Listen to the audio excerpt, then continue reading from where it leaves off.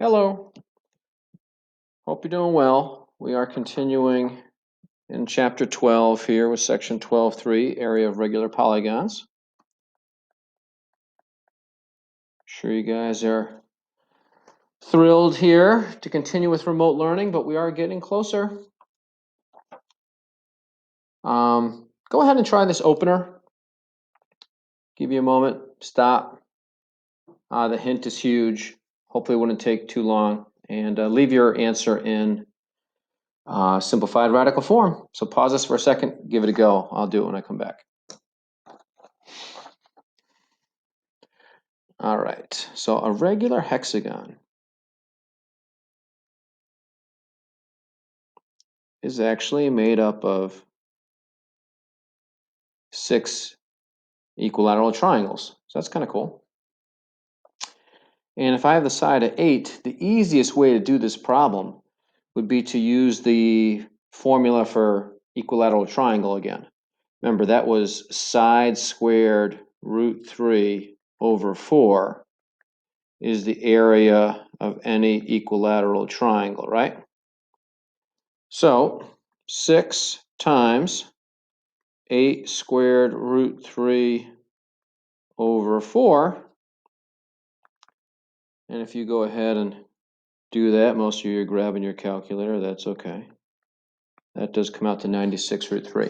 So that formula for area of an equilateral triangle is going to be handy. Not just for an equilateral triangle itself, but you see that equilateral triangle is used in regular hexagons, and it'll come up other times as well. So it's good to know. All right, so don't forget about that. Now that's not new. That's something we discussed a couple days ago. But now today we're going to talk about regular polygons and the area of those. That was just an opener. Okay, so these definitions, some of you might be wondering, oh, radius, what do you mean? I know what that means, but this is a little bit different. These definitions apply to regular polygons only. And the radius of a polygon, maybe you never realize that those have one, that is from the center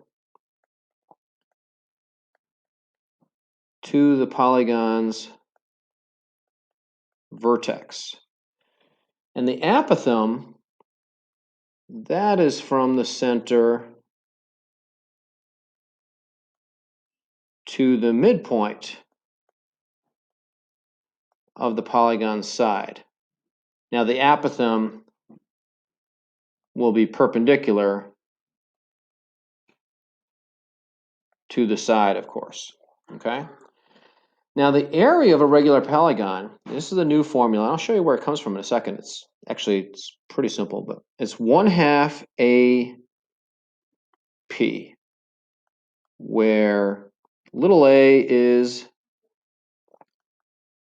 the apothem and capital P is perimeter. Okay, so 1/2 AP, that is the area of any regular polygon. Okay, now where does that come from? I hope it's really just a formula for area of a triangle. Now you know that formula for area of a triangle is 1/2 base times height, right? So let's go up here and take a look at this. We have 6 triangles. Okay, let's just base it on the triangles. We know that triangle is 1/2 base times height. Well, the 1/2 here and the 1/2 there, that's the same. Okay, the height of the triangle, the height of this triangle right here, that's the same thing as the apothem of the polygon. Okay? Now, the base, of course, is this whole thing. Now, what we're doing, though, by multiplying by the perimeter, is we're taking into account all 6 of the triangles. So, here we have the base, but then multiplying by the 6 triangles turns that into the perimeter. So this is nothing different than the area of a triangle just multiplied by how many triangles you have. That's why we're using perimeter. Okay? Because apothem of the polygon is the same thing as the height of the triangle. And remember, any regular polygon, you can draw in triangles. Now, they're not always going to be equilateral. That's only in a hexagon. So sometimes you might have to use trig or whatever to determine certain things. But the apothem and the height of the triangles are the same thing. Okay? Now, these problems here, especially number one, should be pretty quick. Actually, all three of these might be quick. So you might want to try all three of these, keeping in mind the new formula. I don't think this is going to be too bad. So maybe stop this for a second and try these first three, and then you can come and check yourself, and then we'll go to the backside. All right? So on number one here, regular hexagon with a side, this is just like the opener. I would just do, I could do 1/2 AP and figure it out, but I would do equilateral triangles, 6 of them. Side squared root 3 over 4. Of course, that's 100 over 4, that's 25. That's 150 root 3. So that is definitely the way to go. Now, 1/2 AP, I'm going to do it that way too, but in this particular problem, because it's a regular hexagon, it's much longer. I'm going to draw part of the hexagon. I'm just going to draw one of the 6 triangles. Okay, now if the side is 10, if I draw in this height of the triangle, that means that's 5. And remember, this is 30, 60, 90, so that height is 5 root 3. But remember, that height, there's really 1, 2, 3, 4, 5, 6 of these triangles that make up the hexagon. That height is the same thing as the apothem. So area equals 1/2 apothem times the perimeter. And of course, half of 60 is 30. 30 times 5 is, and we get the same thing. Clearly, the first method is much better in this problem. So don't forget about equilateral triangle formula. It just, makes a regular hexagon problem quicker, but 1/2 AP works as well. Okay, now the next thing is just interesting just got to be careful when you draw it. If you look at the problem, we're given a square, we have a circle inside of it, and then a circle outside of it, circumscribed and inscribed.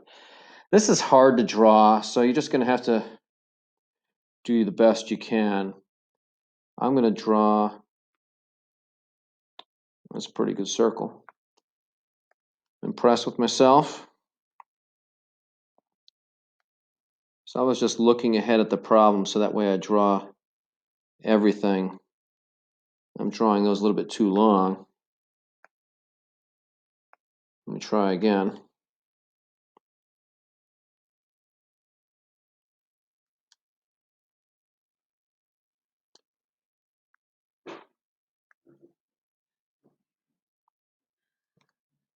Now the hard thing is drawing that circumscribed, so bear with me here.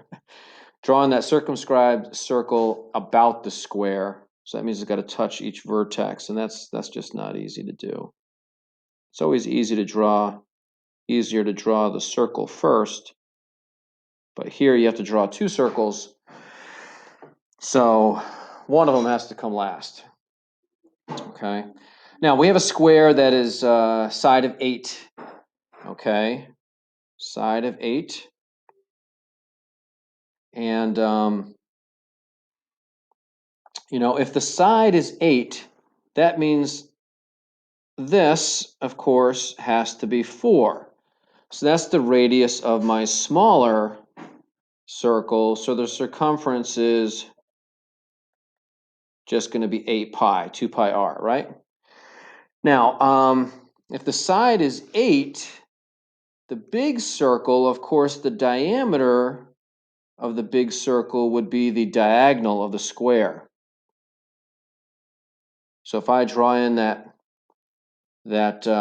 half of the diagonal of the square, of course, I created a 45, 45, 90, and that's got to be 4 root 2.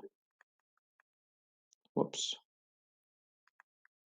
So my circumference here, 2 pi r, would be 8 pi root 2. So just realize, think about how to get the radius. The radius sometimes is going to be related to the side. It might be related to the diagonal. It depends on the figure that you have. All right. Here we go. The perimeter. This is pretty straightforward. Find the perimeter. You're given the area. So 64 equals 1/2 apothem times the perimeter. And that becomes 2. So that's just 32 equals P if you divide 64 by the 2. So that was too easy for you guys. Okay, backside. Again, there's not a lot new today. It's really just that 1/2 AP. You can't forget about your other formulas from earlier. But go ahead and try number 4, A, B, and C right now yourself. 5 is a little bit harder. We'll talk about that one in a second. But try 4. You might have to make a sketch. You don't have to necessarily. I'll talk about them in just a moment. So if you want to pause this, pause it now. Try it yourself, and come back in a moment. Okay, find the length of one side. Find the length of one side and of the apothem. So you're doing 2 things for each of these. A square whose area is 121, obviously take the square root of that. The side's 11. And the apothem of a square is just half the side, right? So that's pretty easy. Remember, the apothem, I wouldn't draw this normally, is from the center of the figure perpendicular to the side. Okay, so obviously that's got to be half of the side. Okay, equilateral triangle whose area is 36 root 3. Now, I see an area with a root 3 of an equilateral triangle. I'm thinking of using 36 root 3 equals side squared root 3 over 4. This formula is so handy. The roots cancel out.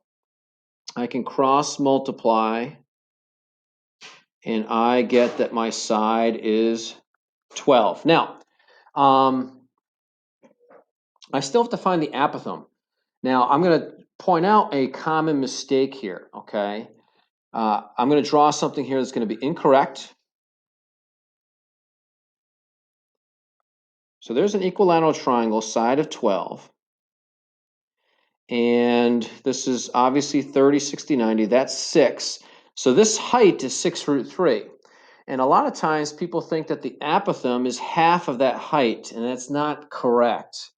Okay, of an equilateral triangle. The center of that equilateral triangle is a little bit weird. The center is actually closer to the side than it is to the vertex. Here, let me use the formula. So this is one of our answers. But remember, we know that area 36 root 3 equals 1/2 A times the perimeter, which is 36. We just, we found the side earlier. So the 36's cancel. If I cross multiply, I get 2 root 3 equals my apothem. So this whole height was 6 root 3. You see, what's considered the center of this equilateral triangle is going to be about right there. So this is the apothem. All right.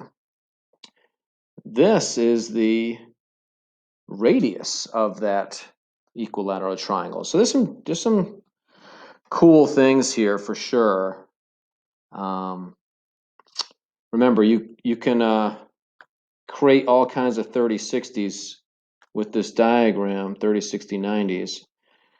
There, that's 6, that's opposite the 60. There's, if I divide by 3, multiply by root 3, I get 2 root 3, which I had found earlier.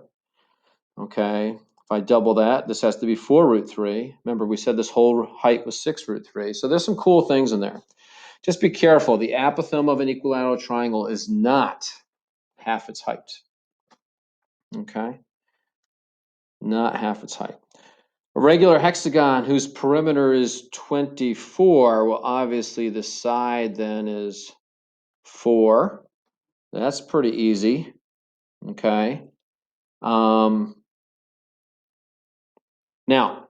you got to be careful with this. I'm just going to draw part of the regular hexagon. I'm going to draw one of the equilateral triangles. If the side is 4, I know that's 2. I know that is 2 root 3. Now, that's the height of the triangle, but that is the apothem of the hexagon. So that, we are done there, okay? So you gotta be careful. You know, the apothem is, and the height, it's different depending on what you're talking about with the figure. Okay. Another way, well, I think that's good. All right. We just got 2 more problems here. A square is formed by joining the midpoints of alternate sides of a regular octagon. Regular octagon is a little bit different, remember. It's not as easy as a hexagon.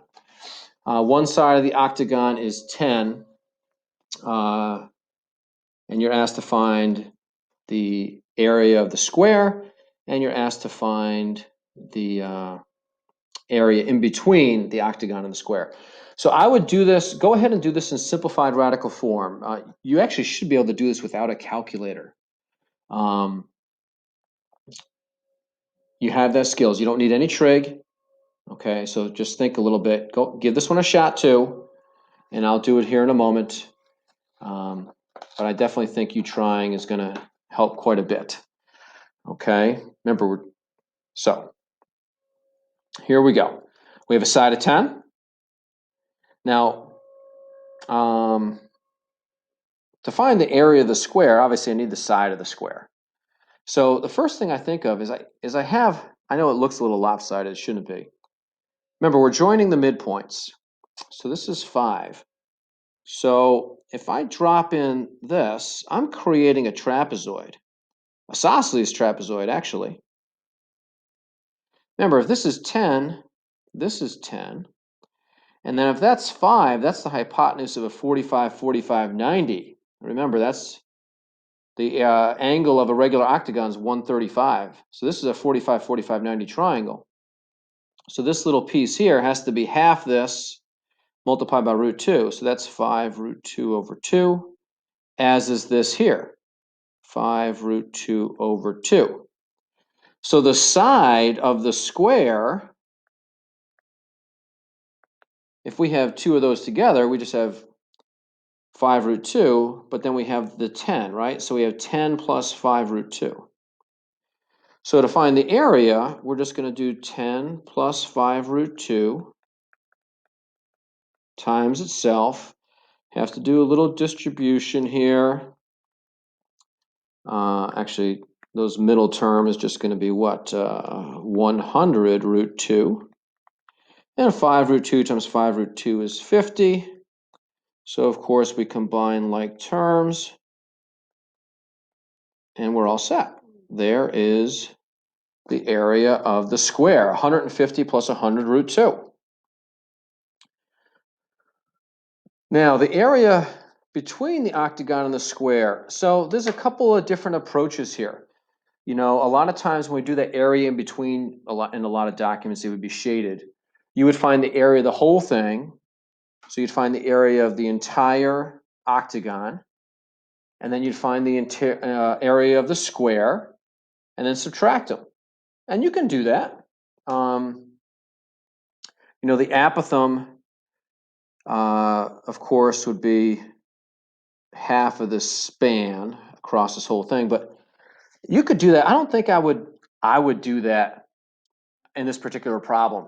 Sometimes that area in between 2 figures is ugly. It's not really a nice shape.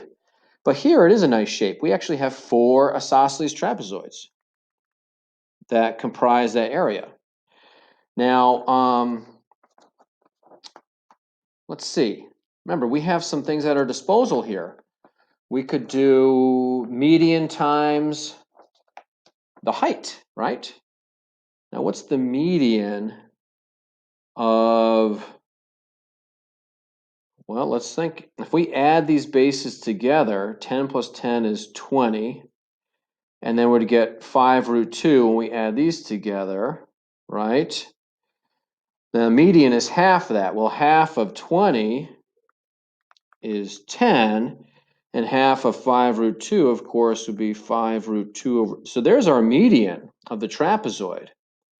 So the area would be, we have 4 trapezoids. We want to do the median times the height. Now the height, remember, is also 5 root 2 over 2.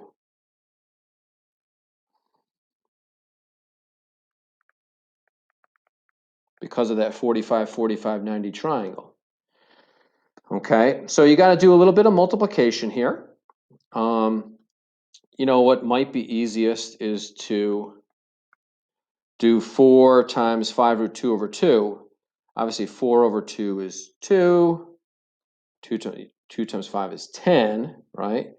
So you got 10 root 2. So 10 root 2 times 100 is 100 root 2. And 10 root 2 times this, well, 10 times 5 is 50. 50 over 2 is 25. Root 2 times root 2 is 2. And that ends up being 50.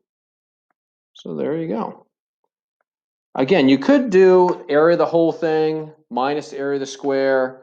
I just found it easier because I had 4 trapezoids instead of, you know, dealing with the apothem and the perimeter. I mean, but you can do that way too. You should get the same thing.